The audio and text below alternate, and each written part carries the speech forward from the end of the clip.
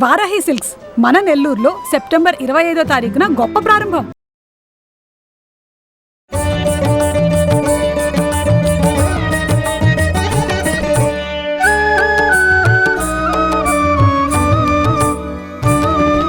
నమస్కారం అమ్మా. నమస్తే తల్లి. అమ్మ, నవరాత్రుల్లో ప్రతిరోజు యొక్క ప్రాముఖ్యత గురించి, ఆ రోజు అవతారం యొక్క విశిష్టత గురించి మాకు తెలియజేస్తూ వస్తున్నారు. ఈ రోజు రెండో రోజు గాయత్రి దేవి. గాయత్రి అంటేనే వేదమాత గాయత్రి అంటూ ఉంటారు. మరి దీని గురించి అమ్మవారి ఆవిర్భావం ఎలా జరిగిందన్న విషయాలు, ఆ కథ తెలుసుకోవాలనుకుంటున్నాం అమ్మా. ఓం శ్రీ గురుభ్యో నమః. శ్రీ మహాగణాధిపతయే నమః. శ్రీమాత్రే నమః. ముక్తా విద్రుమహేమనీలధవళఛాయై ముఖైస్తీక్ష్ణైః యుక్తాం ఇందు నిబద్ధరత్నమకుటాం తత్వార్ధవర్ణాత్మికాం గాయత్రీం వరదాభయాంకుశగసా శుభ్రం కపాలం గదాం శంఖం చక్రమథారవిందయుగళాం హస్తైర్వహంతీం భజే. ధ్యేయః సదా సవితృమండలమధ్యవర్తి నారాయణ సరసిజాసన సన్నివిష్టః కేయూరవాన్ మకరకుండలవాన్ కిరీటీ హారీ హిరణ్మయ వపుర్ధృత శంఖచక్రః.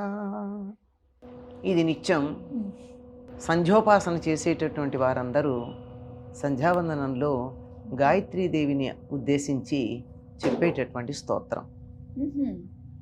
గాయత్రి మంత్రం కాకుండా ఒక స్తోత్రం కూడా సెపరేట్ గా ఉందన్నమాట. ఉంది కదా. ఇది ఈ స్తోత్రం చేసే ఉపాసన చేస్తారు గాయత్రి మంత్రాన్ని.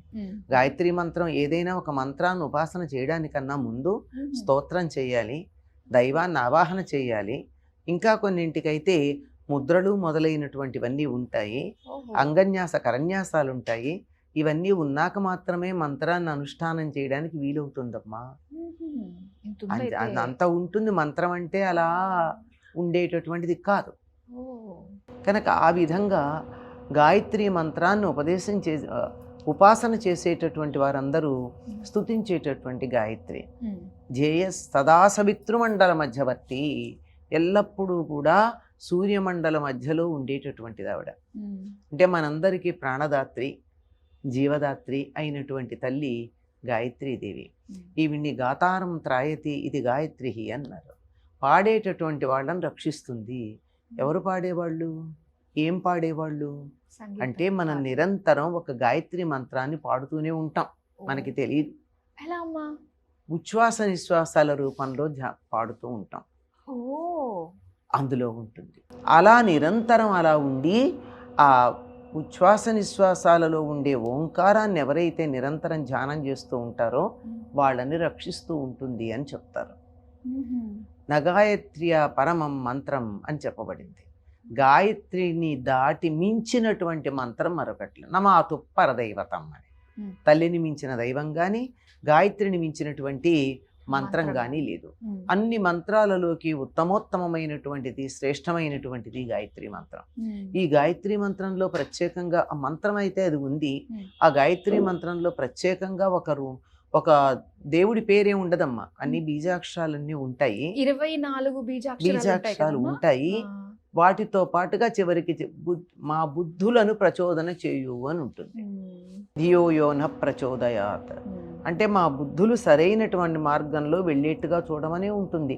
ఇది ఒక దైవానికి, ఒక మతానికి, ఒక జాతికి సంబంధించిందని ఎలా చెప్తాం మనం? నన్ను సన్మార్గంలో ఉండేట్టు ప్రేరేపణ చేయమని చెప్పేటటువంటిది ప్రపంచం యావత్తు అంగీకరించవలసినటువంటి మాటే కదా. అవును. అటువంటిది గాయత్రి మంత్రానికి ఉండేటటువంటి అర్థం గనక తీసుకుంటే, హే బీజాక్షరాల దగ్గరికి వచ్చినట్టయితే ఆ మంత్రానికి సంబంధించి సమస్తమైనటువంటి దేవతలకు సంబంధించినవి అందులో ఉన్నాయి అని మనకి పెద్దలు చెప్పేటటువంటి మాట. అటువంటి గాయత్రి ముక్త విద్రుమ హేమ నీల ధవళఛాయై. ముక్త అంటే ముత్యం, విద్రుమ అంటే పగడం, హేమ బంగారం, నీలం, తర్వాత ధవళ తెలుపు. ఈ 5 రంగుల ముఖాలు కలిగి ఉంటుంది. 5 ముఖాలు ఉంటాయి గాయత్రీదేవికి. 5 ముఖాలతో పాటు 10 చేతులు ఉంటాయి. వాటిల్లో అనేకమైనటువంటి ఆయుధాలు ఉంటాయి. 2 చేతుల్లో పద్మాలు ఉంటాయి.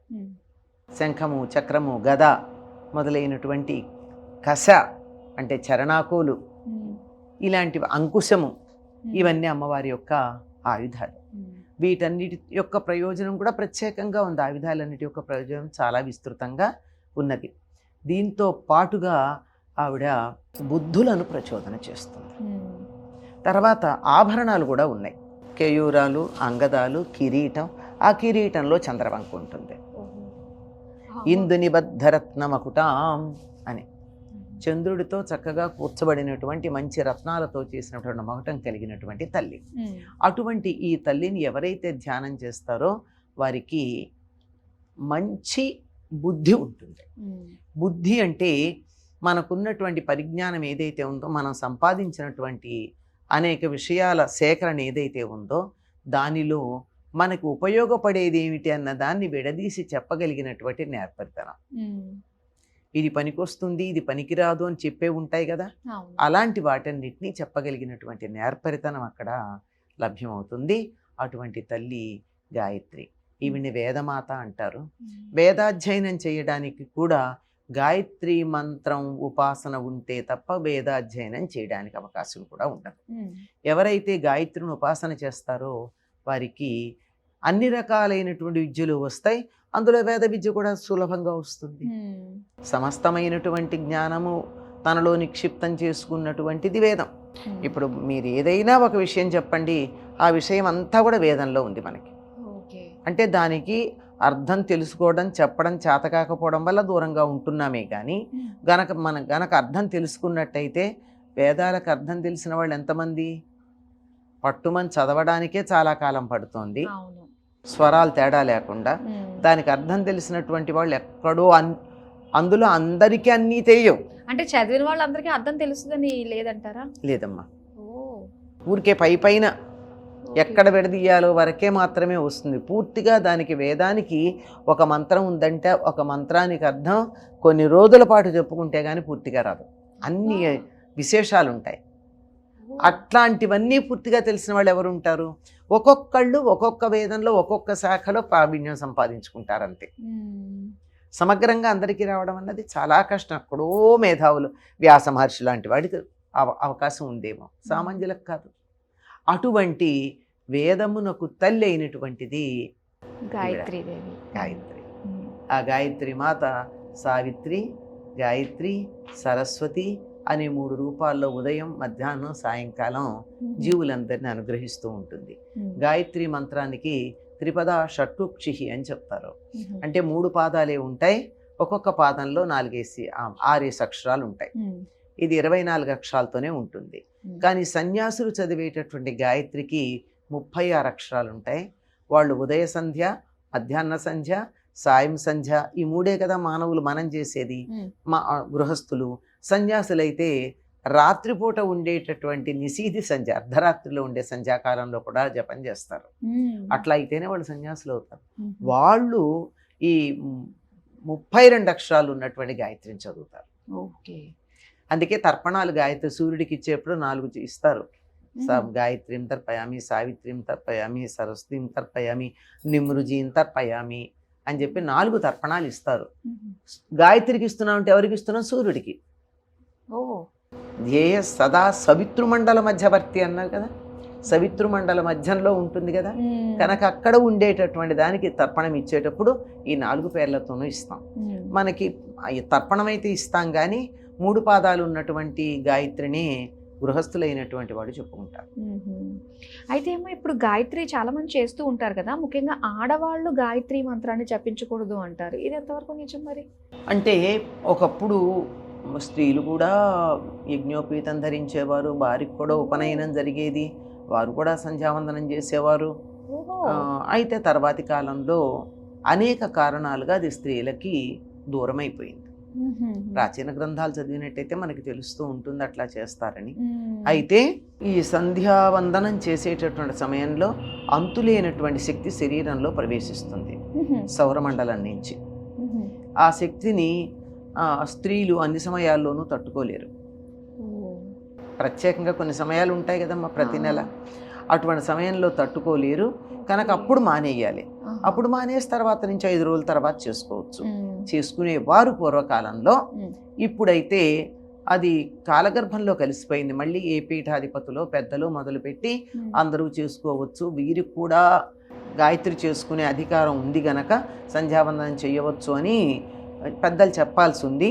అయితే న్యస్త గాయత్రి మాత్రం చేస్తాంగా, వ్యస్త గాయత్రి మాత్రం చేస్తాంగా మనం. న్యస్త కాదు, వ్యస్త గాయత్రి చేస్తాం కదా.